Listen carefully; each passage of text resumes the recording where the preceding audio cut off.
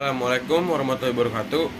Saya Gabriel Bianco Revo dari 11 Tempat akan menyampaikan ceramah tentang zina. Terutama, marilah kita melakukan pembukaan terlebih dahulu. Alhamdulillahirrahmanirrahim. Wassalatu wassalamu ala asrofil hamdiyah wal mursalin wala alihi wasofi ajmain amma ba'du. Terutama yang paling utama, marilah kita panjatkan puji dan syukur kita kehadirat Allah Subhanahu wa taala dan telah memberikan kita nikmat kesehatan sehingga kita bisa berkumpul pada hari ini. Pada kesempatan kali ini, saya akan membagikan ilmu tentang pengetahuan tentang macam-macam zina dan hukum dalam Islamnya. Saat kita mendengar kata zina, hal yang pasti pertama kita pikirkan adalah perbuatan seksual antara laki-laki dan perempuan yang belum mendapat ikatan pernikahan.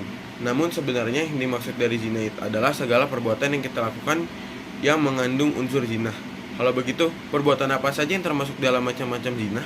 Sebuah hadis dari Abu Hurairah RA berkata bahwa Rasulullah SAW telah bersabda yang artinya, kedua mata itu bisa melakukan zina, kedua tangan itu bisa melakukan zina, kedua kaki itu bisa melakukan zina, dan semuanya itu akan dibenarkan dan atau diingkari oleh alat kelamin.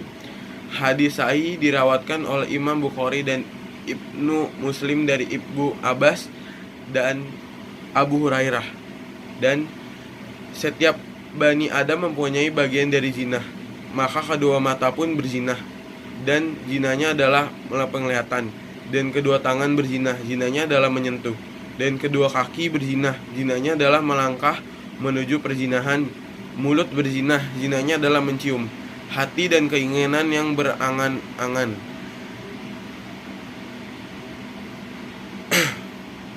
Dan kemaluannya lah yang membenarkan dan menggagalkannya. Hadis riwayat Bukhari. Dari hadis-hadis tersebut disimpulkan ada beberapa jenis zina, yaitu adalah pertama adalah zina mata. Yang kedua itu ada zina tangan, zina kaki, dan yang keempat itu ada zina mulut, yang kelima itu zina hati. Yang pertama akan saya bahas ada zina mata. Zina mata adalah yang dilakukan saat muslim dan muslimah bertatap-tatapan yang lama. Dan kedua adalah zina tangan, adalah dilakukan oleh bergandengan tangan dengan bukan mahramnya. Yang ketiga adalah zina kaki, yaitu zina yang dilakukan orang muslim atau muslimah melakukan perjalanan ke perzinahan. Zina mulut, zina itu biasanya dilakukan muslimin atau muslimah berciuman dengan bukan mahramnya, tapi juga saat muslimin dan muslimah membicarakan lawan jenisnya.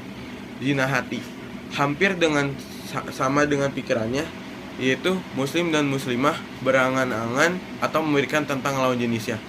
Memang kelima zina ini bermaksud macam-macam zina kecil, namun jangan pernah menyepelekan hal kecil karena dari hal kecil bisa menuju hal yang besar. Ya, macam-macam zina kecil inilah yang akan memberangkatkan kita menuju zina yang besar. Nauzubillah min dzalik. Pada hari yang mendekati akhir zaman ini, banyak sekali kasus yang berkaitan dengan perzinahan. Uniknya, para pelaku zina kebanyakan adalah anak-anak remaja. Mereka beranggapan bahwa hal ini sudah menjadi hal krusial atau sudah biasa. Sudah biasa, lagian tidak akan terjadi apa-apa kok, kan cuma lihat-lihatan dan pegangan tangan doang. Sudah biasa diprediksi, pasti jawaban yang akan diberikan kebanyakan remaja adalah seperti ini. Padahal mereka tahu bahwa Allah sangat membenci orang-orang yang mendekati zina, apalagi sambil melakukannya. Dijelaskan dalam Quran surah Al-Isra 32 yang berbunyi, wala taqrabuz zina innahu kana fahisha wa sa'a sabila, yang artinya, dan janganlah kamu mendekati zina, sesungguhnya zina itu adalah perbuatan yang keji dan jalan yang buruk. Dalam surah ini dipaparkan dengan jelas bahwa Allah Subhanahu wa taala sangatlah membenci orang-orang yang mendekati zina, karena zina adalah suatu perbuatan yang keji dan jalan yang buruk. Maka dari itu, dan janganlah kita berani mendekati zina apalagi sampai melakukannya. Di dalam Islam disebut bahwa zina adalah suatu dosa yang besar, dan semua umat Islam percaya dan meyakininya dan sepakat bahwa kegiatan zina adalah suatu perbuatan yang buruk. Allah pernah berfirman, dan orang-orang yang tidak menyembah Tuhan yang lain beserta Allah dan tidak membasuh jiwa dan diharamkan Allah kecuali dengan alasan yang benar, tidak berzina. Itu surah Al-Furqan ayat 68. Nah, dari surah ini jelas sekali bahwa zina adalah dosa besar. Urutan ketiga setelah musyrik dan membunuh. Dan Imam Al-Qurtubi mengomentari ayat ini menjelaskan bahwa tidak ada dosa yang lebih besar setelah kufur selain membunuh tanpa alasan yang dibenarkan dan zina. Jadi wahai para remaja, jangan sampai kita mendekati diri kepada perbuatan zina, karena itu adalah dosa yang besar. Kita tidak mau kan dibenci Allah SWT, apalagi sampai masuk neraka. Nauzubillahi min dzalik. Lantas apa yang harus kita lakukan untuk menghindari hal-hal tersebut? Tenang saja, saat ada masalah pastilah ada solusi meringinya. Karena Allah itu tidak akan membiarkan hambanya menghadapi kesulitan tanpa memberikan solusinya. Yang banyak sekali hal-hal yang harus kita lakukan menghindari hal tersebut adalah: 1. Mendekatkan diri kepada Allah SWT. 2. Membaca Al-Quran dan mengaji atau memahami makna dengan baik. 3. Menghindari tempat-tempat maksiat yang dapat menjerumuskan kita kepada perbuatan-perbuatan zina. 4. Berteman dengan orang-orang soleh, karena merekalah yang akan mengingatkan kita akan bahaya-bahaya berzina. 5.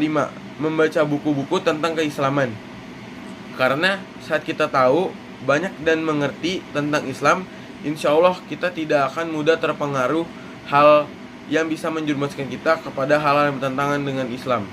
Yang terakhir, menambah ilmu pengetahuan dengan menghadiri kemajelisan, taklim, dan kegiatan keagamaan lainnya, agar kita menjadi lebih dekat kepada Allah SWT dan semakin mengerti lebih jauh tentang apa saja yang boleh dan tidak boleh dalam Islam. Jadi wahai kaum muslimin dan muslimah, teman-teman, ikhwat dan akhwat yang insya Allah dimuliakan oleh Allah SWT, marilah kita sebagai kaum muda menjauhkan diri dari hal-hal yang menjerumus kita ke dosa, khususnya zina. Kiranya jangan sekalipun kita mendekati sampai melakukannya. Ingatlah bahwa Allah SWT sangat membenci orang-orang yang mendekati zina. Maka jadilah orang-orang yang dicintai oleh Allah SWT, bukan orang yang dibenci oleh Allah SWT. Dan saya menghimbau kepada teman-teman yang masih sering khilaf dan yang tanpa sadar melakukan perbuatan yang menjerumus kepada perbuatan zina, ayo kita insaf dan kita dekatkan diri kita kepada Allah SWT. Dan jangan sampai sekarang yang alhamdulillah masih kuat gimana dan belum pernah mendekati zina, jangan pernah sekalipun mendekati atau ikut zina. Selebihnya mohon maaf, ini saja yang saya bisa sampaikan. Jika ada salah-salah kata, mohon dimaafkan. Wassalamualaikum warahmatullahi wabarakatuh.